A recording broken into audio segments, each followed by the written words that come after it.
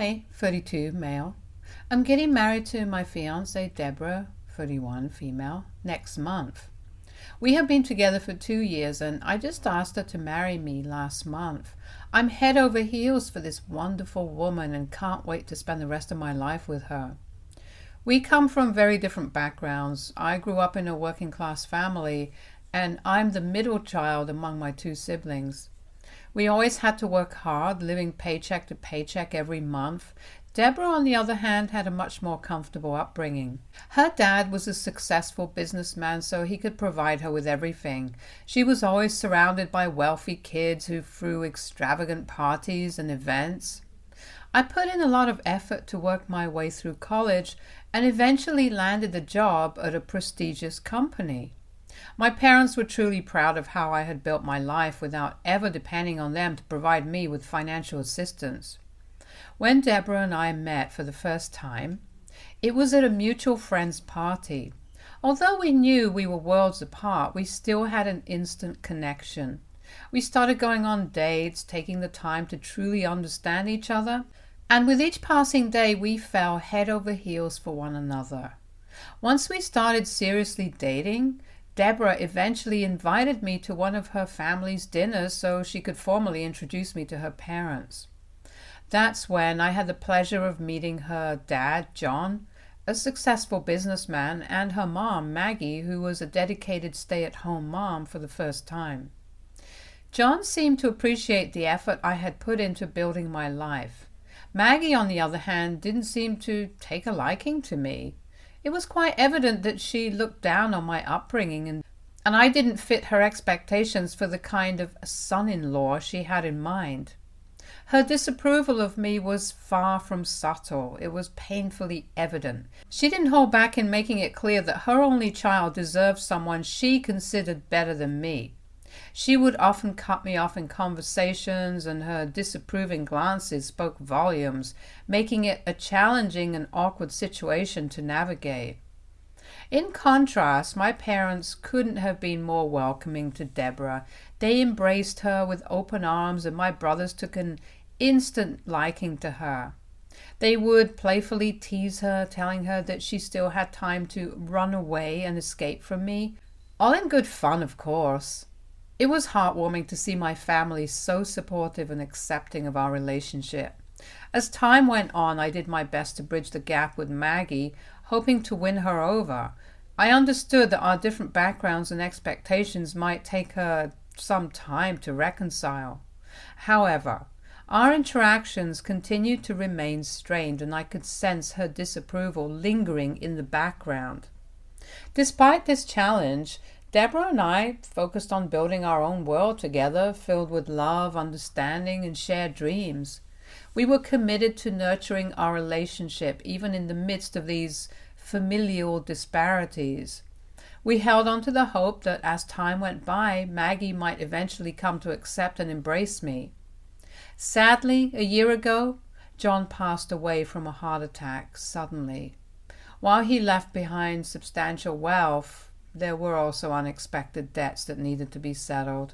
Maggie had to make the difficult decision to sell her house and their car to cover these financial obligations when the bank came calling. Since then, she had to move in with us, as she had nowhere else to go and had been living with us for the past 6 months. I didn't really mind having her live with us, as I understood that she was going through a difficult time, as she had just lost her husband. I tried my best to make her stay as comfortable as possible, but Maggie always found reasons to complain about around the house. Just for context, Deborah and I have always shared our responsibilities equally since we started living together. Given our careers, we take turns handling tasks like cooking, cleaning, and doing the laundry as part of our routine. It's a way for us to balance our busy lives and support each other in every aspect. My parents had taught me to be independent from a very young age, so I loved doing my share of the household work. Maggie absolutely despised this and would make her disapproval obvious. Throughout her stay, she has made subtle comments about how a man doesn't belong in the kitchen, or a man shouldn't be doing household work.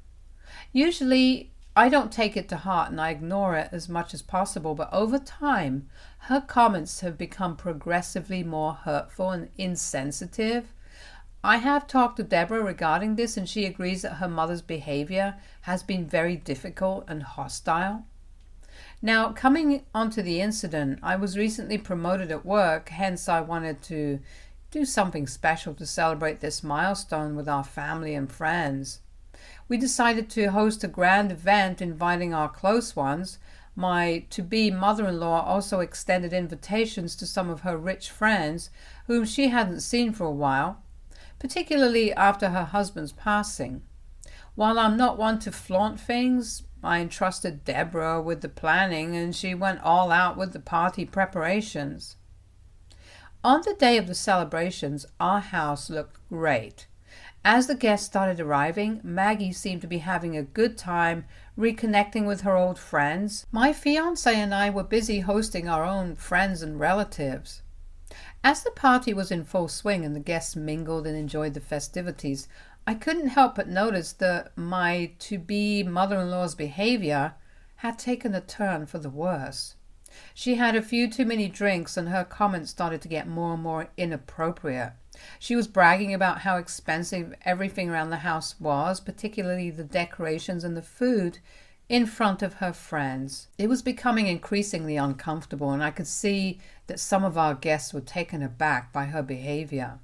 My fiancé and I exchanged worried glances, unsure of how to handle the situation. We attempted to stay cool as we knew Maggie had been drinking a lot since the morning. At one point, we ran out of wine, so I dashed to the nearby liquor store. When I got back home, I found my fiancé outside on the lawn, enjoying her time with our relatives. I served them the drinks and then headed back inside to check on the rest of our guests. That's when I heard my mother-in-law loudly laughing as she chatted with her friends. I was about to enter the room when I overheard Maggie mention my recent job promotion to her friends and went on to describe how she had been living at our place for several months rent-free, all because I was a naive person. She laughed as she continued to say that she had finally landed a Simpson-in-law, and pointed out that I had been covering her expenses throughout this time while she lived rent-free in my house. Her words stung, and I was taken aback by what she was saying. Her friends were all laughing loudly at my expense. She then went on to say that she was set for the rest of her life, now that Deborah was going to marry me in a few months. My emotions were in turmoil, and I struggled with how to handle the situation. It was disheartening to hear these derogatory comments coming from someone whom I considered family, someone I had tried my best to welcome and support during a difficult time in her life. As I stood there in the hallway grappling with a mix of anger, disappointment, and a sense of betrayal, I contemplated whether to confront her or wait for a more suitable moment to talk about this. My to-be mother-in-law then told her friends that because I came from a low-income family, I would continue to be a hard worker to her, and she had nothing to worry about. At that moment, I couldn't hear her talk that way any longer and made a decision to walk into the room and confront her right then and there. I wanted to make it clear to her that she wouldn't be able to take advantage of me anymore. With a wine bottle in hand, I walked into the room and everyone fell into an awkward silence when they noticed my sudden arrival. Maggie's laughter ceased, and her expression shifted from surprise to a mixture of discomfort and concern. She was worried that I might have overheard the conversation. Pouring wine for everyone and placing the bottle down, I faced Maggie and began to speak. "Maggie, I couldn't help but overhear your conversation with your friends. I stood there for a good 5 minutes, listening to you talk about how you've used my perceived naivety to your advantage. I want to make it clear that I welcomed you into my house with open arms and tried to support you during a difficult time, particularly because you had just lost your husband. However, making hurtful comments like this in front of our family and friends and laughing at my expense is not acceptable." The room remained tense, with a heavy silence weighing down on all of us. I could see that Maggie was taken aback by the directness of my words, and her friend seemed equally uncomfortable. Just as the tension was at its peak, my fiancée walked into the room, a puzzled expression on her face as she tried to understand what was happening, as I stood in the middle of the room. With Deborah now in the room, I went on to explain to her what her mother had been telling people about me. Deborah's eyes widened in shock as she tried to comprehend the gravity of the situation. Maggie's expression shifted from shock to embarrassment. I knew I wouldn't be able to forgive her for the way she had spoken about me. I asked Maggie to immediately leave my house.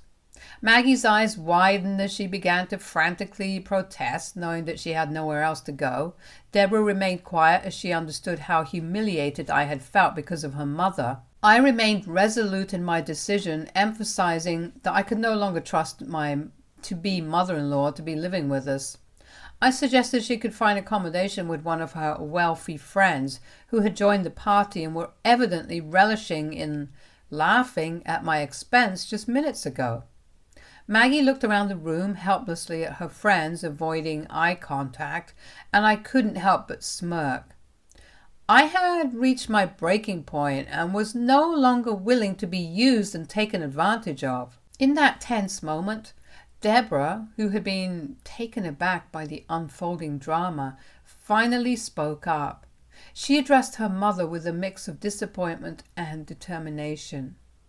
"Mom, you've put us in an incredibly uncomfortable situation with your behavior today. We've always tried to support you, but this kind of treatment towards my fiancé is unacceptable." Maggie, now caught between her daughter's disapproval and her own embarrassing behavior, began to realize the gravity of the situation. She had no easy way out and attempted to apologize, but I wasn't willing to be manipulated any longer. Still seething in anger and disappointment, I walked out of the room. The party soon ended and my to-be mother-in-law apparently left to stay at one of her relatives' places. Since the incident, I have been receiving messages from people with a variety of reactions. Most of the guests seem to support my decision to stand up for myself, but there are some family members from my fiancé's side who are telling Deborah that what I did was wrong and that I should not have humiliated her mother like that.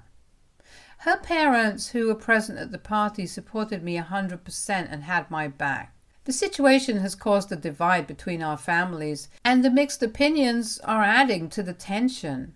So I wanted to post here so I could get an unbiased opinion. Am I the a-hole for confronting my soon-to-be mother-in-law in front of everyone after I caught her making fun of me and letting her know that she won't be able to leech off me? Update 1. Thanks to everyone for your feedback on my last post. Many folks have suggested that this incident should serve as an eye-opener to the kind of family I would be marrying into. I have received suggestions that I should get a prenup with my fiancé before we get married, which I honestly never really thought about before. But after the recent incident, I'm seriously considering it. That day, after the party ended, my wife and I had a lengthy conversation to discuss everything. While my wife is completely on my side, it's hard to deny that my trust has been shaken. It's not her fault, but I'm worried about her family and how easily they can manipulate me in the future. Many comments have pointed out that my mother-in-law's subtle mean comments for all these months were a form of emotional abuse, and I'm starting to see it that way too. I do not wish to have her in my life anymore. 2 days after Maggie left, she called my wife, who chose not to answer. So she sent me an angry text that read, "Adam, are you happy now that you've separated me from my daughter? I've already lost my husband and now I'm losing my daughter because of you. Yes, I used you, but isn't that what a son-in-law should do? Pay for his to-be mother-in-law's expenses? You could have bought me a new place when I lost my house, but instead you forced me to live with you. You have more than enough to take care of my daughter, so it wouldn't hurt you to take care of me too." Her message left me seething with anger, and it was evident that she felt no remorse for her derogatory remarks in front of my friends. I shared the message with Deborah, who promptly assured me she would address the situation and advised me to block her mother's number. It remains to be seen what happens next, but I feel emotionally exhausted dealing with this ongoing drama. Her mother's persistent unkindness towards me for no apparent reason, coupled with her unwarranted expectations, is really taking a toll on me. Update 2. Okay, everyone, here's the update you all have been waiting for. In the days that followed, Deborah continued to handle her mother's attempts at contact. She firmly explained to her mother that the situation had become untenable and that she had crossed the line. Deborah offered to help her mother find suitable accommodation, but emphasized that living arrangements with us had reached its limit. Maggie's responses ranged from anger to pleading. She continued to accuse me of tearing her family apart and causing her more pain during an already difficult time. I had blocked her, so fortunately, she had no way to reach out to me. As our wedding was fast approaching, I shared my thoughts and fears with Deborah, and she took it surprisingly well. My fiancé agreed that I wasn't wrong to have those fears in my head and told me that she was ready to sign a prenup so I wouldn't feel this restless and uncomfortable. I was taken aback by how understanding she was, and I couldn't help but feel guilty for having any negative thoughts about her, all because of her mother's actions. After that conversation, I felt much better about our relationship. We were starting to regain a sense of normalcy when Maggie unexpectedly showed up at our doorstep a few days later without any warning.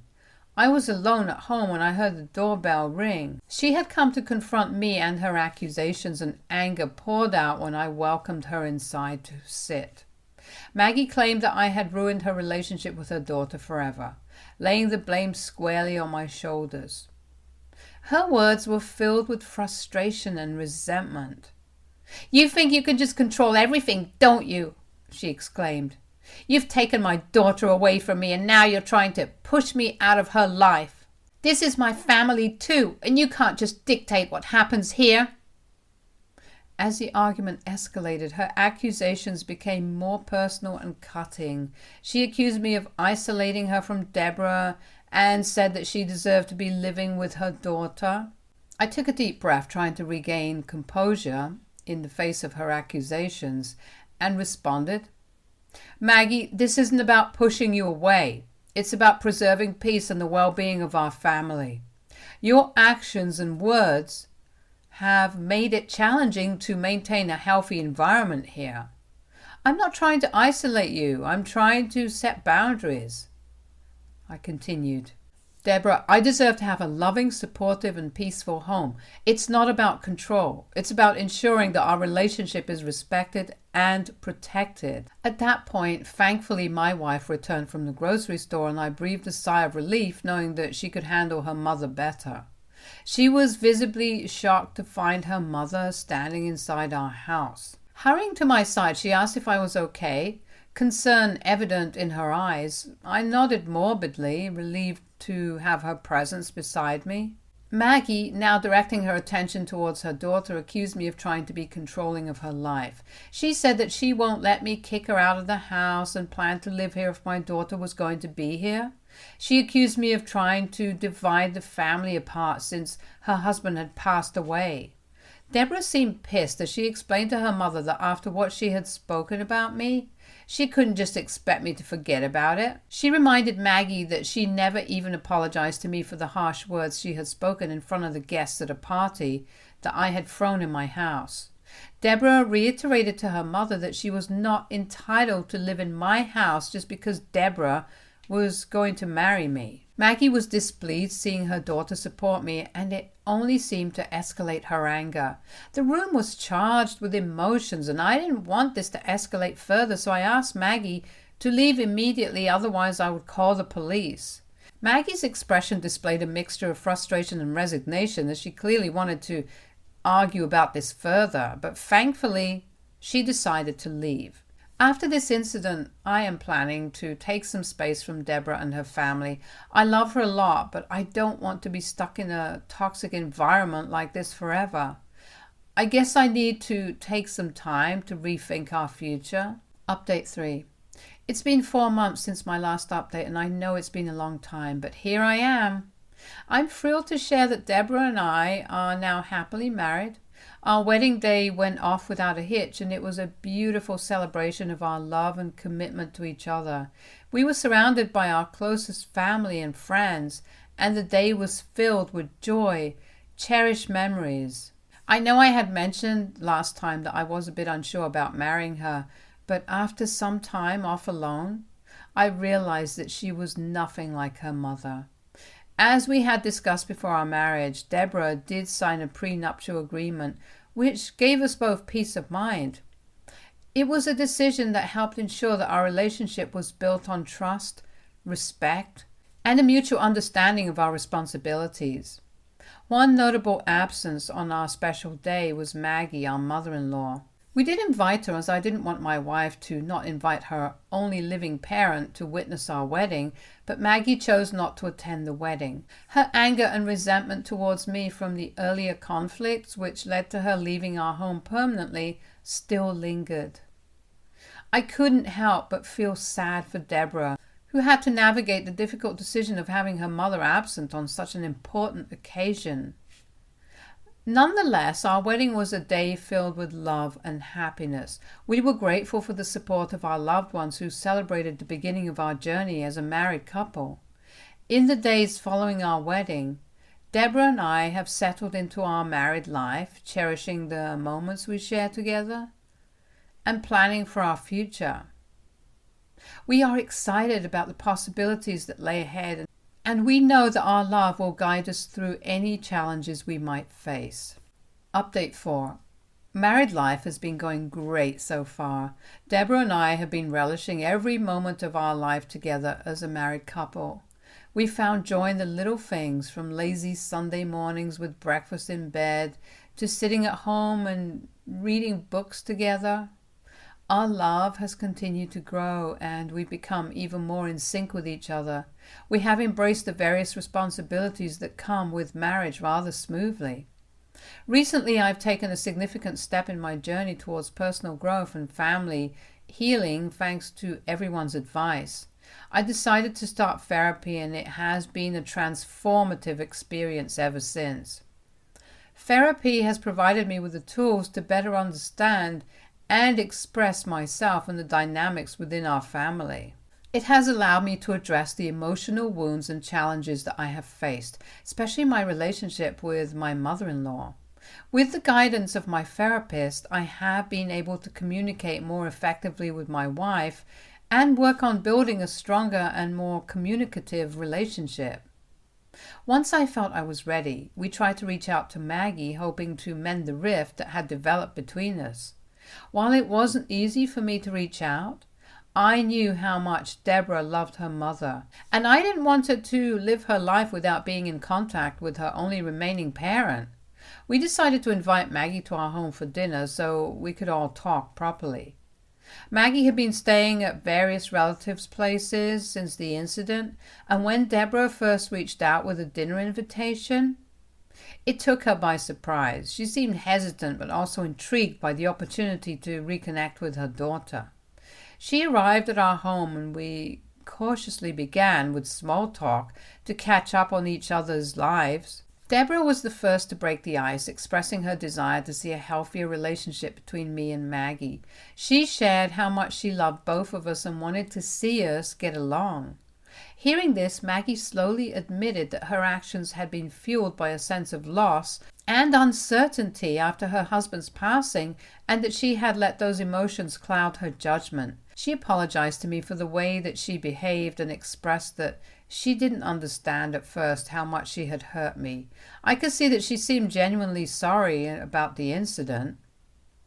The conversation continued, delving into the hurt feelings on both sides, the misunderstandings that had occurred, and the steps that could be taken to mend the rift. It was an emotional and honest discussion. marked by tears and heartfelt apologies. Deborah played a crucial role in facilitating the conversation, acting as a bridge between me and her mother. By the end of the evening, amidst a wonderful dinner, there was a sense of relief and optimism in the room. While the wounds of the past hadn't completely healed, the foundation for reconciliation had been laid. It was a promising start on the journey toward rebuilding the bonds that had been strained for so long. Since the evening, we have continued to meet Maggie during other family events, and there is no longer any awkwardness. Our relationship has gradually improved. Although I would never feel comfortable enough for her to live with us again, I remain patient and understanding, knowing that healing will take time. Stay tuned for more stories from our girl relationships.